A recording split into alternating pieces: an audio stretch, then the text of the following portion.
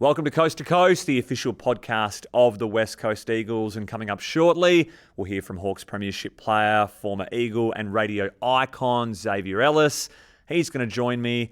Another challenging way to spend a Sunday. 81-point defeat on the road to another team sitting in the top four. So that's now 3 out of the 4 teams we've played that reside up there in the top echelon of the ladder.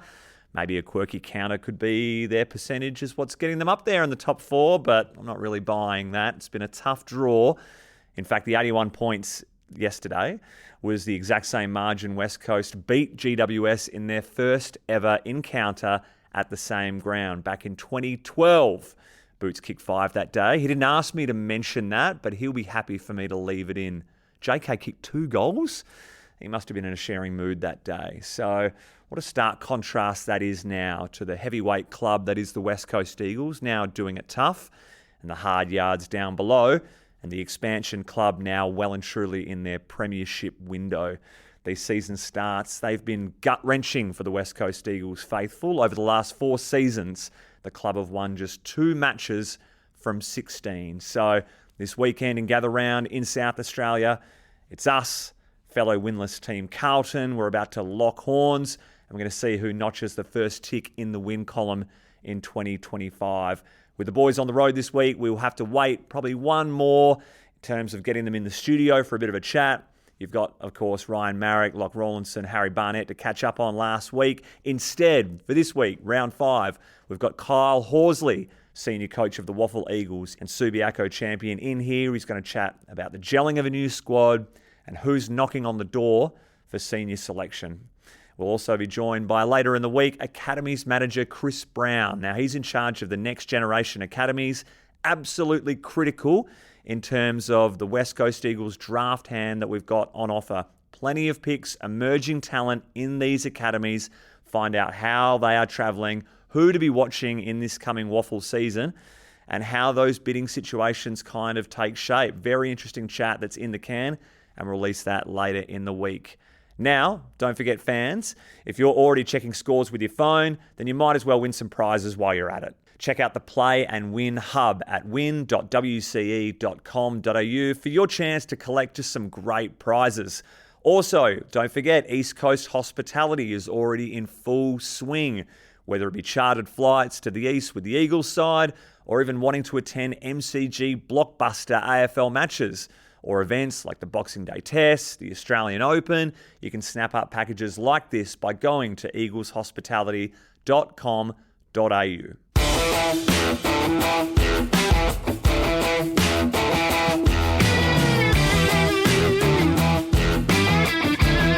All right, Swaggy X, thanks for joining me once again. Monday, lunchtime recording. Hope you're doing well. How's your backdrop going there, mate? Sorry, we're in the Perth Louvre today. What's going on? I'll just go show. So, some people know who that is. That's my children's great-grandparents, but it's John O'Connell, Claremont legend, Pam O'Connell, Claremont legends. The Claremont ground, the stands were named after him and whatnot. So that's John and Pam painted as Superman and Superwoman. So that's interesting. I mean, it's not my first choice, but I love them dearly. Oh, good to see you got some culture going about yourself, you and Em in the house there. So, X, let's talk about the game a little bit. You've got no Gov, the groin, no Waterman, no Yowie. Arguments say you're taking the best player out of each line in that side. You knew with so many youngsters needing to be blooded that your core senior group in this first 4 weeks has got to be healthy or they got to be playing well. Were you surprised that the contest was over again at halftime this week? No, I wasn't, Thumper. No. I think if you look at it, there's 2 parts. There's performance part and then there's the inexperienced part. Well, when you take those players out, yep, you're inexperienced. Giants are an incredible side and their strength is running. And I think it was the perfect storm. Undermanned, yes.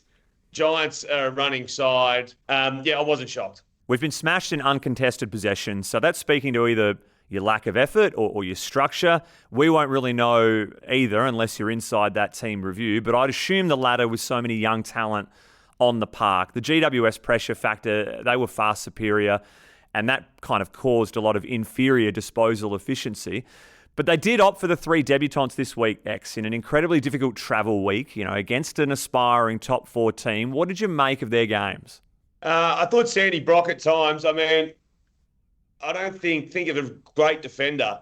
I think with the ball movement, as I said, and the way that the Giants can move the ball through uncontested nature and whatnot, I mean, Hogan is a Coleman medalist. He is typically, as the goal suggests, last year the best forward in the game. Was he helped with midfield pressure? Absolutely not. If a different player, pick any player around the competition who's a defender, would have Hogan still kicked the bag? Absolutely. So, yeah, he was fed to the Lions. He wasn't particularly helped. So I think that a lot of people look at that and go, oh, no, he's had a bag kicked on him. Maybe he could be attributed to 3 or 4 of his own fault, and then maybe 4 or 5 that could have been helped along the way in the midfield. So a tough debut, but Big Rossi, I love the fact that I think early in the game when he got run down from behind, taking a bounce, loved it. Just take it on. It was holding the ball in the ends. It wasn't the end of the world, but at least it showed a little bit of, nous, and it looked crafty. And, when you're going to come into a team and you're going to be on the back foot, it's hard to back yourself in. And I love that he backed himself in. He did have 7 score involvements, Tom Gross, from his 17 touches. I think they all had moments throughout the day, but, they were playing against stars. And I think a lot of people have Giants probably winning the premiership or one of the top 2 or 3 sides in the premiership market. So when you went head-to-head and you just looked at the matchups, probably when there was 22 matchups on the whiteboard, advantage probably in 20 of them were to the Giants. So each player had moments, but overall, if you were going, did they beat Tom Green or did they beat Jesse Hogan or did they beat any of those players? No, they didn't. They clearly didn't. The margin was 80 points. But I'm sure many will find a moment or two that they showed that they belonged at the level. They need to play for 5 years to be able to do that consistently because the players that gave them an absolute bathing have been in the competition for 5 to 10 years. He did boot a ripping first goal, outside 50, feigned the handball and launched one long. So you never forget your first. Can you take me back to round 4, 2007 against the Cats? You guys have got up by under a goal, 2-1 in the final quarter. Some may say that your first goal of your career probably tipped the scales in a win for the Hawks. It was the last goal of the game too, I'm pretty sure. So it was the actual winner. And I'm not even talking out my ass. I think it was the winner. So what happened was, other than me winning the game for Hawthorn, a guy by the name of Luke Hodge had the football. He dodged and broke about 3 or 4 tackles. He then had the ability to put the side in front himself. But being the leader he was, there was some skinny bloke wearing number 32 at the time, wearing number 32 in the goal square, and Hodgie was good enough to Joe the Goose me in the goal square, turned around, kicked the seal up, first ever goal in football. Not one person celebrated with me because Luke Hodge was that good. They all went to Hodgie. Do you have a hard and fast rule about how many games you reckon a debutant should play? So Hamish Davis, Tom Gross, and now Sandy Brock for the Eagles as a club debutant. Do you think they should be stringing a couple together, or it's horses for courses? Let's see how the rest of the team shapes up. Slightly horses for courses. I think debutants typically, I love to see 2 games. Everyone gets the saying you're one bad game from being omitted. They've had 1 game. I reckon a second game. But Eagles are in a rebuild. So if you're going to put them back to the 2s to bring in someone who's had 10 chances, I think just play the debutants again and keep playing them until you can really see whether they're capable and keeping up to the level, or they might need to go back to the 2s. I don't like subs for debutants. I know that when you've got 3, it can be hard to juggle it. But, I think certainly 1 more week at a minimum. Great to see Owies play on after this mark in the second term. Is got tunnelled almost accidentally by Toby Green, but lands directly on the face. It was pretty brutal. So you got a few forward dramas going on. So if Waterman returns, you got Jack Williams, who keeps playing good games when he's picked. Archer Reed showing something. Big Oscar, your captain. It's a bit of a logjam at the front end at the moment, X. It is, and I know that Oscar had a job on the West Australian Sam Taylor. I heard many say that was his role. Look, the priority, I think, is Waterman is the 1A. Then I reckon Archer Reed. Then Oscar's out of touch, the captain. I wouldn't mind seeing him maybe, if need be, go back and add some experience down there. So you can't play 4 talls. I mean, not to talk about a former club of mine, but they play 1 tall and sub him off. So I don't think the way the game's going is having these big blokes who can't move too well. So I think three's a good number. And if that means Oscar, just also to find a bit of form, because he was doing the negative sort of keep Sam Taylor in check role. If Oscar needs to go back, find some footy, find some form, but certainly let Reid and Williams go. And then, of course, Waterman, if he is capable of going. I think they're the three, making Oscar Allen go down and defend. All right, so we had Harley Reid. Just a quick one on him. He's been sent back, 25 disposals, just 5 contested. So got given the ball in good situations off that rebounding line. 6 inside 50s, but he used the footy pretty well. I'm in text threads that are just saying, put him on the ball and live and die with the consequences. Where do you want to see him, X? Oh, he's an on-baller, no doubt. But I don't think the conditioning of the midfielders is capable to play on ball the whole time. He's been on ball early in the season, and the midfield, the running capabilities these days that you need, you can't have 3 or 4 that can't typically keep up, which has been tough. So the halfback is a learning experience. The margin wasn't flattering on the weekend. He probably played his best game of the season. He hasn't had a strong start of the season. But yeah, I think maybe he's played 4 games now, so his match fitness is clearly going to be unlike the stock market and heading in the upward trend. Maybe he is a midfielder, but you're going to have to wear the bullets of him chasing Sam Walsh, chasing Paddy Cripps, chasing George Hewitt, those guys who have done it for a long time. Yep, he's a midfielder. Yep, when he's going to be contending for Brownlows, hopefully he will be a midfielder. But right now, is it one of those things where he's not capable of being a midfielder? Maybe. But you're right, 25 touches, best game of the season, and a game against Carlton who haven't won a match. So maybe it is jam him in there and see what happens.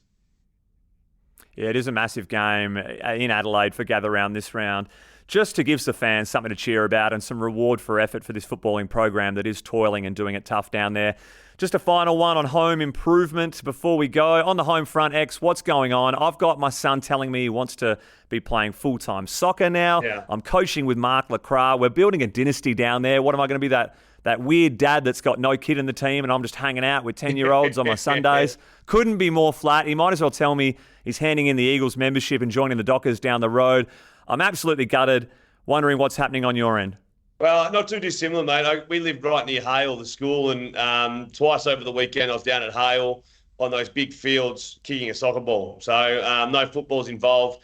And to rub salt in the wound, Ted's a Giants supporter. So I don't know how he's landed on GWS, but he supports the Giants and loves them. Thinks Toby Green, the sun shines out his clacker.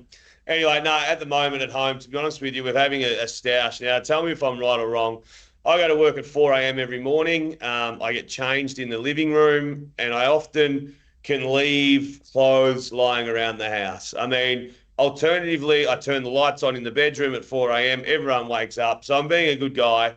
I get changed out in the open so I don't wake anyone up. I wear my most used product is my earpods. Probably 4 hours a day I've got a podcast in or listening to something. Now, Em still thinks it's not her fault, but magically my shorts that were on the ground had my pods in them and went through the wash. These are just the $400 pods. And for some reason, it's my fault. I can't work that out. They're on the floor, but I didn't put them in the washing room. How many loads are you doing per week, X? Are you splitting that responsibility?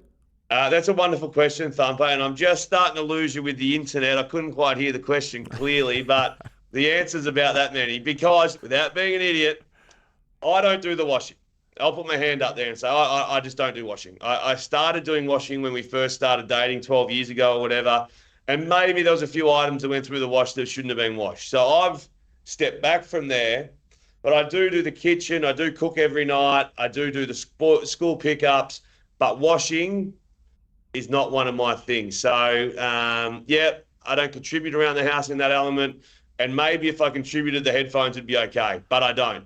I might text them and just say a little pat down to the shorts before getting thrown in wouldn't just go astray. X, appreciate your time. Just a pat down. It's not hard. Gentle pat down. I reckon we can avoid catastrophes like this in the future. And actually, one last thing. I'm in a small predicament, Thumper. Are you going to Gather Round? No, I didn't get a berth this week. Are you going?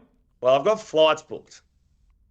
Now, for me to cancel my flights, I get $170 back or something. So, you lose with Virgin, you lose the cancellation fees and all that sort of hoo-ha, booking fees and all that sort of magic.